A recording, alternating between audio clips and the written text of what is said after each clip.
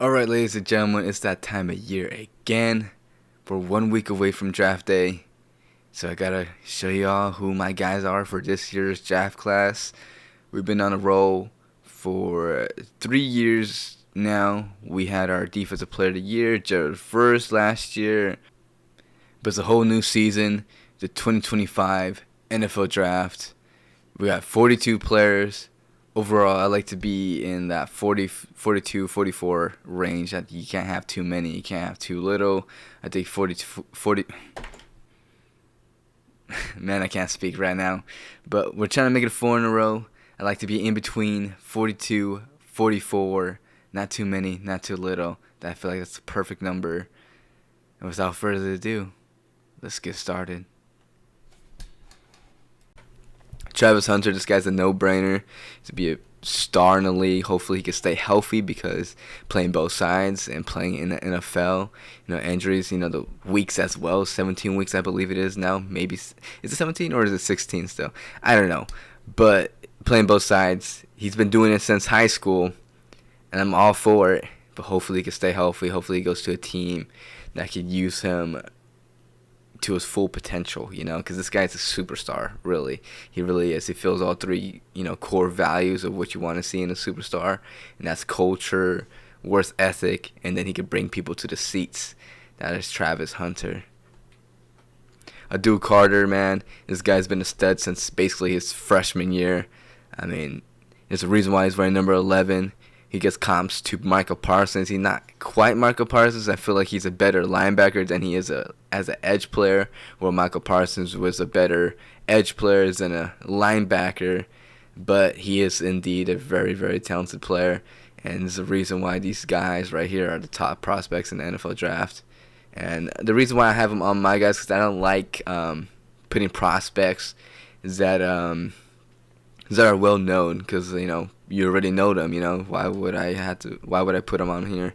Well, it's because I've been scouting these guys for a while now. Travis Hunter, obviously at Jackson State, everybody should have been a fan of him from literally he was a stud coming out of high school. I never seen anything like him coming out of high school. But yeah, Duke Carter, Hunter, and then this guy right here, Graham. I've been a fan for a while now, so we're gonna ride with them just because of them being the top prospects in this year's draft class. That's just what it is. But I've been a fan of them for probably like 3 years. Graham, I think, is the least. Last year or like 2 years ago, when they won the championship a year ago, that's when I really started taking notice of this guy. He's from California. This guy's a stud. He made plays in in those previous years. But what really stands out for me, for Graham, is his balance. People don't talk about it at all. He's explosive. He's powerful. He moves very athletic. He's athletic for a guy his size. But it's just his balance, the way he could bounce off of people and stay on his feet and get to the quarterback, create that pressure, get him out of the pocket, get that the timing off. That's what Mason Graham does. Alright, Quinn Ewers didn't have the season that I was hoping for. Talented arm. He has the ability to be a great quarterback in the NFL. He's a little undersized, great arm, but it's just injury and consistency is what his problem is.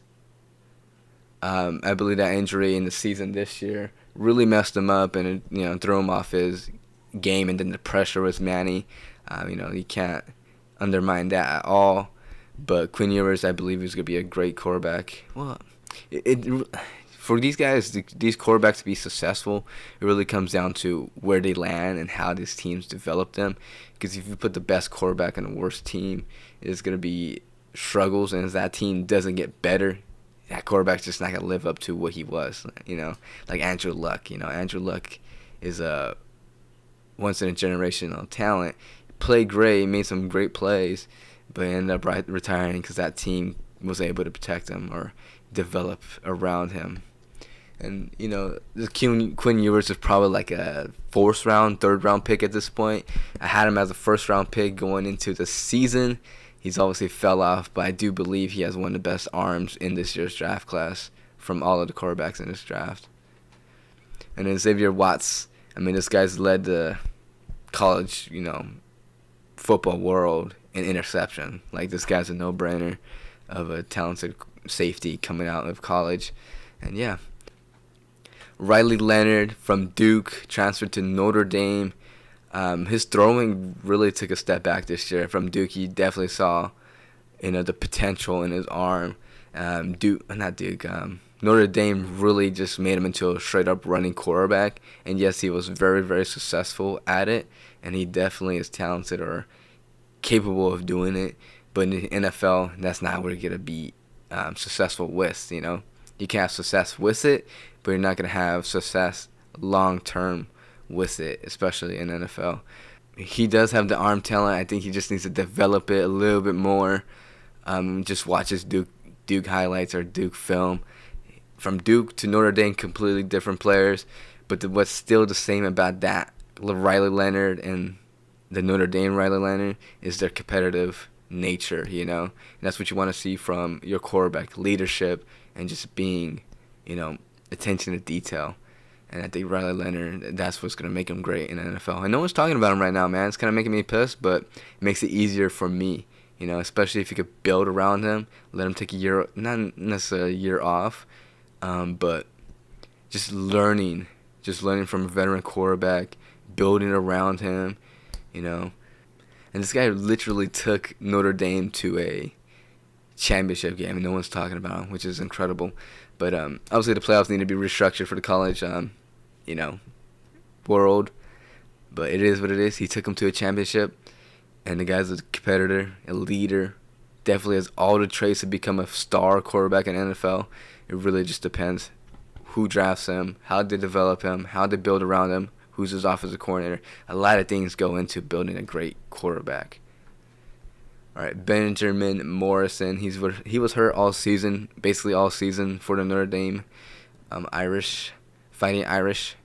He kind of was the reason why I wasn't really interested in the corners in last year's draft, even though DeJean was my favorite one out of all of them, just because he was different, He was just unique. You never seen a corner like him come out, being able to play in the slot and play outside at a high level. And then it's been a minute since we've seen a legitimately talented white corner. Let's be real. But Arnold, Mitchell, and Kool-Aid, I really wasn't super interested in them. And it's mainly because of Benjamin Morris and Will Johnson, I'm like, those guys are way better than Nate Wiggins is one of the guys as well. I forgot about Nate Wiggins, man. But Benjamin Morris and Will Johnson, to me, were the best corners in all of college. And unfortunately, Benjamin got hurt this year. So, unfortunately, he probably is not going to be a first-round pick as he should be. He'd probably be an early to mid-second-round pick. But Benjamin Morris, he's my favorite cornerback out of this draft class. And let's see how he performs after that injury. Troy Horton out of Colorado State. This is the guy I was hoping he would have came out last year into the NFL draft, but unfortunately he did not. What I really liked about him, last year, because again, this guy was hurt as well this year. He battled through injuries, but he was never 100%. He was out a couple of games for Colorado State. But last year, what I liked about him was that he was able to come back to the quarterback, be open, be available for his quarterback. When that pocket was collapsing, the quarterback's running out of the pocket, he's there. He's going to his quarterback. He's finding the open zones, and that's what I liked from him. Just finding that open zone, just the instincts to be there for the quarterback, and just a quarterback-friendly receiver. Again, for me, I had him as a third-round grade last year. If it would have came out, I still have that for him going into the draft, but he's probably a fourth-round pick in this year's draft class. But still a super talented quarterback. All right. But still a super talented receiver. Xavier out of Miami. He had a horrible 40 time. I think it was like a 4.8 or something like that. But there's different type of receivers, He's a slot receiver, that's for sure. But he's a route runner. He gets open. He makes those space for his quarterback to get him the ball. you got those speedy receivers who just go over the top. You got those gadget guys, and you got those route running just machines. And Xavier Semple is that guy. He has phenomenal hands as well. I know he had a horrible 40 time, but at the end of the day, the 40 time is a 40 time, you know. You got to look at game tape and see how these guys function and what their game speed is. Because if you look at the combine, man, all the 40 times are basically the same, you know. All of them are all the same except for, you know, a couple freakish guys. Or you got guys like Xavier who is running a 4.8. But if you look at what he does, he's just a route running machine. Isaiah Bond. Isaiah Bond's kind of tough because right now his negative is his character. You know, he's being, I don't want to say cocky, but just, I don't know. You got a diva in him, I feel like. And, you know, those guys are tough to handle, especially if they become phenomenal players. I think Isaiah Bond is a great receiver. Nick Scorton out of Texas A&M. He played at Purdue. This guy's a beast. He's an old school mindset player. He stops the run. He's very smart when he rushes. He contains, gets pressure. I like this guy a lot. He's my favorite rusher out of this class. Nolan out of Ole Miss. He was at Texas A&M. Transferred to Ole Miss. I mean, imagine Nolan and Nick Scorton, you know. I think that would be a great defensive group right there. And unfortunately, Nolan transferred to Ole Miss. Kind of concerns for him, to be honest. Nolan, he has potential, but I do think he needs another, you know, a great pass. Oh my God, I can't speak. He needs another great pass rusher right next to him for him to be successful for at least his early years in his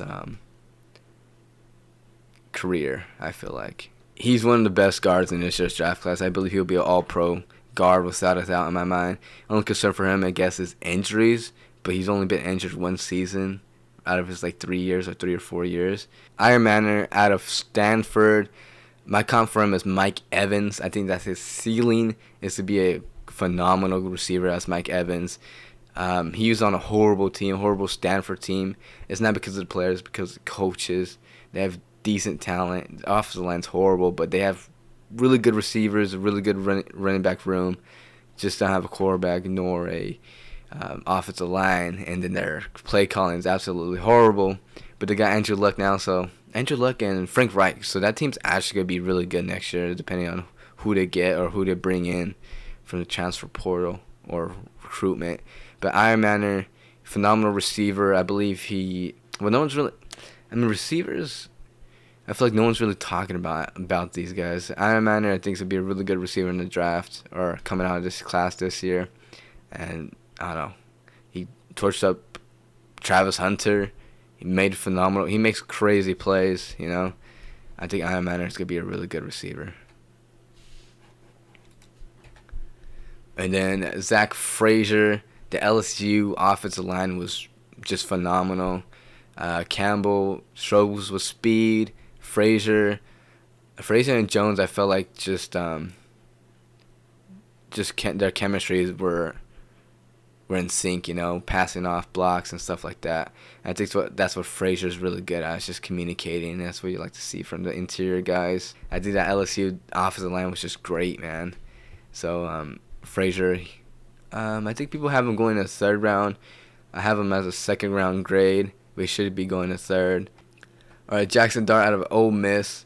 I put him on this list because I had him as a Heisman Trophy candidate for this season. Not many people were talking about him, so I was like, you know what, let's just put him on this list. And then all of a sudden now, in the drafting process, a lot of teams are talking about him.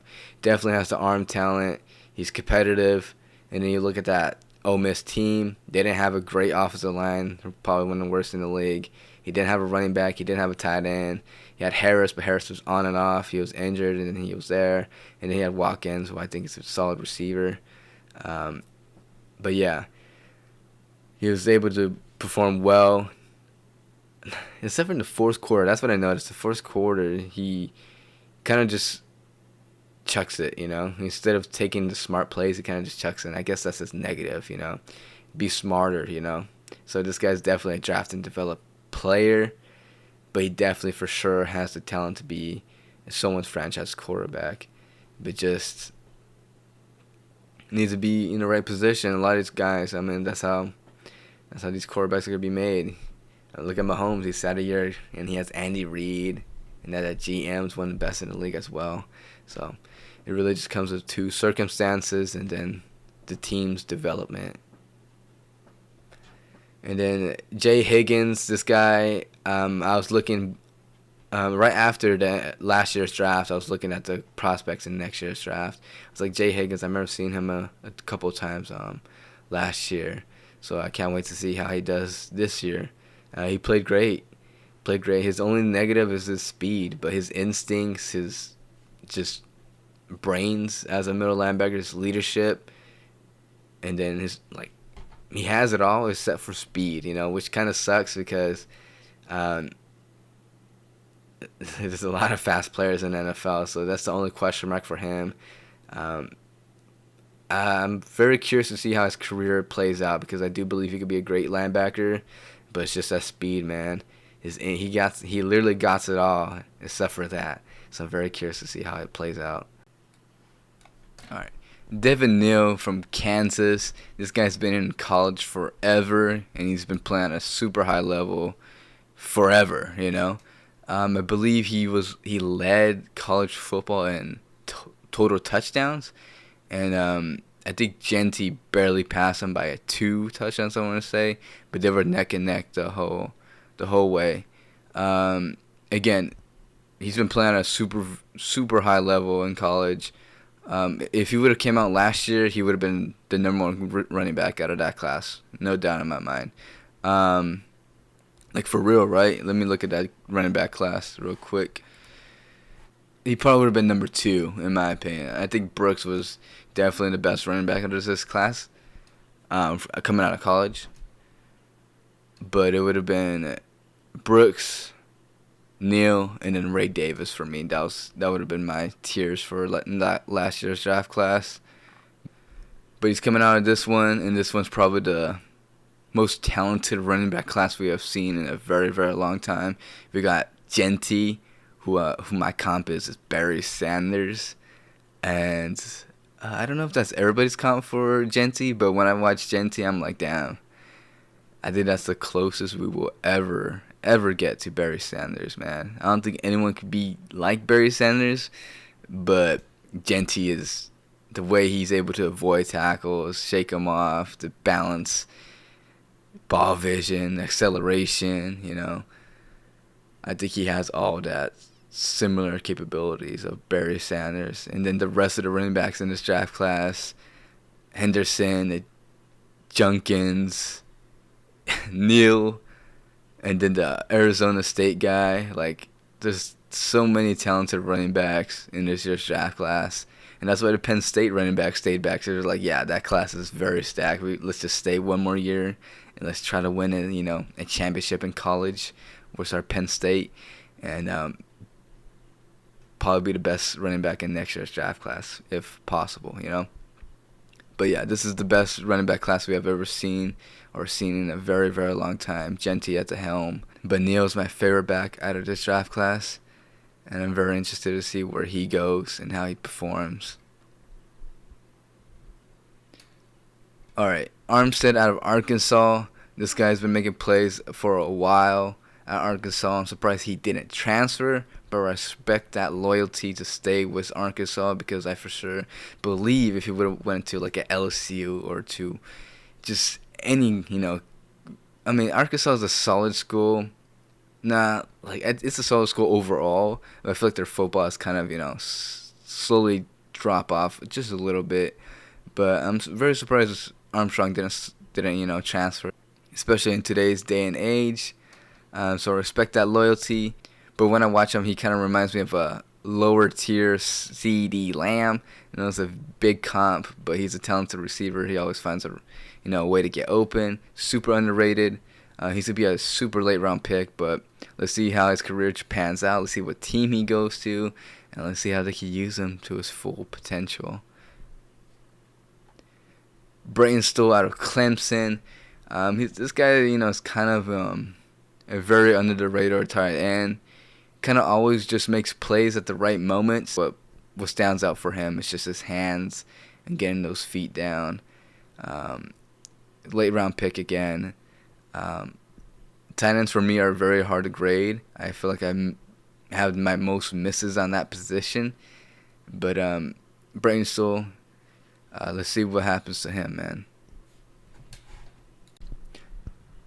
Jabari Muhammad out of Oregon. He played at Washington last year, that championship team. Transferred to Oregon because, again, Washington lost a lot of their guys to the NFL. So he was like, yeah, this team isn't going to be at that level. I want to compete with the best.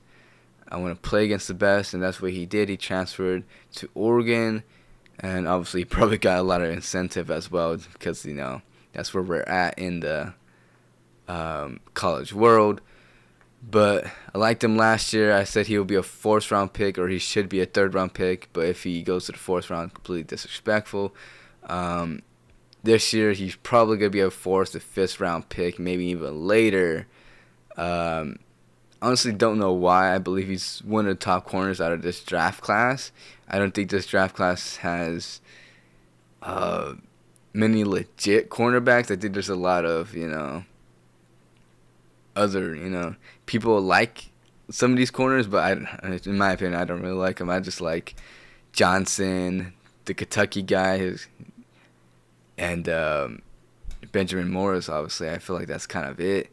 I feel like they're top tier, and then it just kind of digresses. But Muhammad doesn't get talked about enough. I don't think he had a phenomenal Senior Bowl, but just watch his tape. Makes a lot of plays. He could play in the slot. He plays outside. He's a little undersized. That's probably what people don't like. He's a little undersized, but he's effective. He finds the ball. He's physical.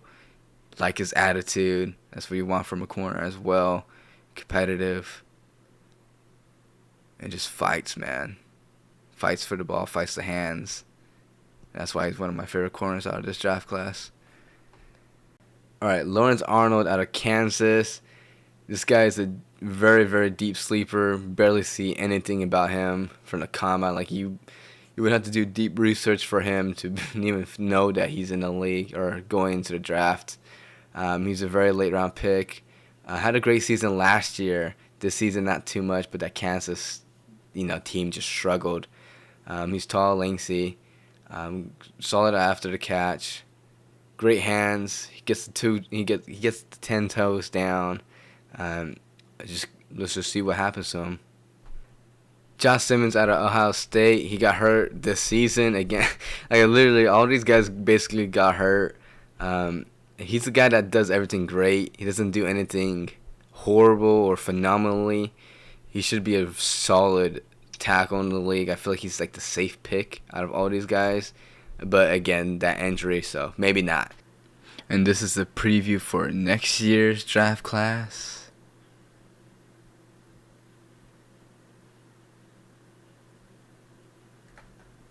Lee out of Texas A&M. He was at Kansas State. He transferred over to Texas A&M because his cornerback coach went to Texas A&M, and he followed him to Texas A&M.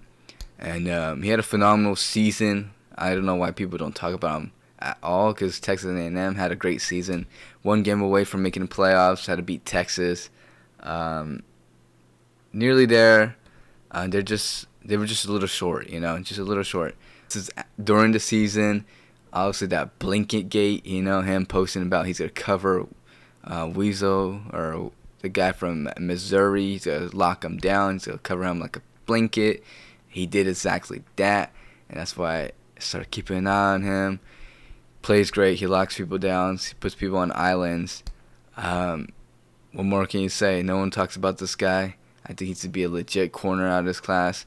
Probably a 6th-round pick at this point, because literally no one. I don't even think he was invited to the combine, which is very surprising. Had has the length, has the height, has speed. I don't know. I don't know why people don't talk about Will Lee that much. He's legit, man. And then we got Ferguson, one of the top, or should be top. I mean, this tight end group in this draft class is pretty solid as well. If we had to rate the positional, well, actually, it would be if you had to rank the position group, it probably would be edge, D tackle, running back, and then tight ends. The edge and D tackles are absolutely crazy this year, same as running backs. This tight end group is pretty solid. But Ferguson, a lot of Kelsey, a lot of Evan Ingram, but the only problem for him is that he drops passes, he gets open, he finds the open spaces and everything. He just got to be a little bit more consistent with his hands. That's it. Once he could do that, he could be an elite tight end in the NFL. And then Evans from Notre Dame does everything right. He's physical. He blocks. He's that safety blanket for the quarterback. That's what you want from a tight end. He's probably be a late pick again. I think Ferguson probably goes in the 4th round. At most, probably 5th, I want to say Ferguson. He should be a 3rd round pick, but he's probably going 4th. But at most, he probably is a 5th round pick. I think Evans is probably a 6th round pick. Luke Grimm out of Kansas. Again, that receiving group from Kansas was great last year. We talked about him a lot.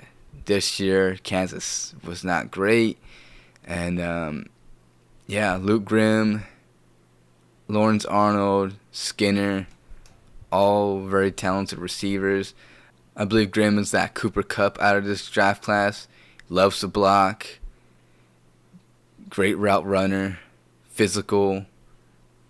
I like him a lot. Again, nobody's talking about any of these guys. You would have to watch a lot of college football or, be a Kansas fan to even know these guys, in my opinion. Because did Lawrence get invited to the combine? He might have, I want to say. But Grimm didn't get invited. Will Lee didn't get invited.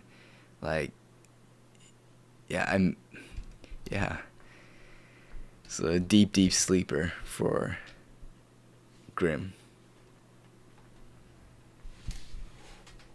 My new guy out of Rutgers, this guy's a legit back. He is a legit back. It just shows how deep this running back group is and how good this class is for running backs.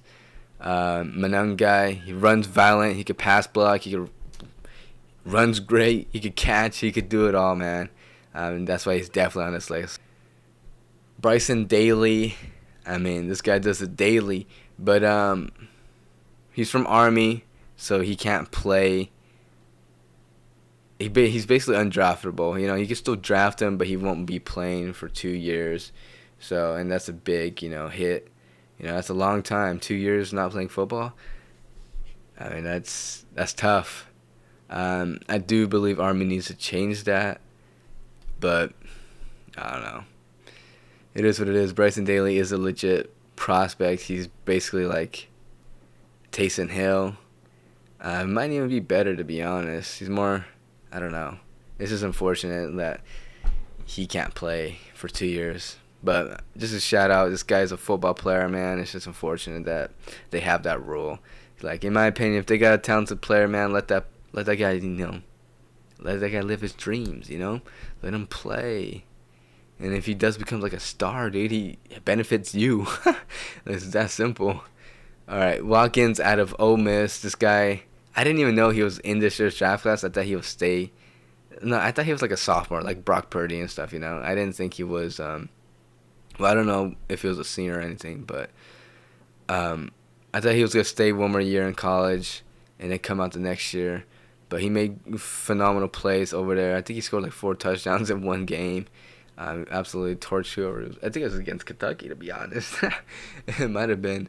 I don't know. He's a great receiver. Speed. He's just a deep threat, man. I like what I saw from him. All right, after the season, so this is the Senior Bowl, Combine, all that stuff. Makuba from Clemson, transferred to Texas. This guy's a phenomenal safety, one of the most underrated safety in this draft class. Obviously, you got Watson, who's a ball hawk, but this guy, he's a destroyer. You know, he's a heat-sinking missile. Phenomenal instincts, loves to hit. That's what we want to see, you know, because that's what football is. It's violence. If you don't want to, you know, if you don't want any violence, go play basketball. It's that simple. But we kind of lost our ways. But Makuba, man, he's one of my favorite safeties out of this draft class. I believe we only have, well, we got Miller. But Makuba is definitely one of my favorite safeties out of this draft class. He's only on here because he transferred to Texas. I got kind of mad when he transferred out of Clemson. But it is what it is. He's still a phenomenal player. Makuba is legit. And then we got Belton from NC State. This guy's basically like Iquanu from, I think he's from NC State as well. So, you know, NC State likes some big guys. If he doesn't work at tackle, just move him to guard, and he's going to move bodies, you know. Play phenomenal at the Senior Bowl. And, yeah, he's just a drafted, developed guy. But he's a guy that you hope he could play tackle, but you can move him at guard at the end of the day. And he's not a first round or second round. He's probably like a third round pick. And then we got Robinson. This guy had a phenomenal combine. Absolute freak. He'll look insane at the combine. Had to put on this list. Tall, lengthy, powerful. This guy's a beast, man. I'm surprised a lot of people did not talk about him after the combine, man. Had a phenomenal combine. Kendall had a solid combine as well. He's a son of a former NFL player. I think he was a center as well. I watched his tape recently. He's violent, smart. He can move. Like a lot what I liked what I saw, and I believe he's my favorite center out of this draft class. Moves well, man. And I just like the attitude he plays with. Nick Nash out of San Jose State. Not a big college. Former quarterback. Very new to this position. If you get a great offensive coordinator with this guy, you can run so many crazy plays with him. Late round pick, but he has a high ceiling. I feel like he could do, like I said, a lot of crazy plays with him. He has a lot of crazy highlights as well. All right, Chisholm out of Eastern Washington. Last guy to come out of here is Cooper Kupp. That Shrine Bowl, literally no one could stop him. So I had to put him on this list just because of that. I haven't seen too much about him lately, but man, that Shrine Bowl, he was unstoppable. Devin out of Boston College, lengthy, speed, he gets that dip. A lot of moves in his arsenal. I think whatever team gets him, and I think it's going to be in the late rounds, they're going to get a legit pass rusher. That's a lot to learn as well. High ceiling, but he has all the tools to be a great edge rusher in the NFL. Bowman from Oklahoma reminds me of the Honey Badger, Tyrone Matthews. The attitude he plays with. Not the fastest, but it's just that underdog mentality I like from him. Sigel out of Kansas State. Kansas State didn't have a great DB group, but Sigel was the one that stood out to me big time. He made tons of plays. He flew around. He could line up anywhere. He could play corner. He could play in the slot. He could play safety. I think he's a very, very great asset to anybody who drafts him. He ran a 4.3 as well. Not afraid of contact. A little undersized, but man, flies around, makes plays on the football and on players.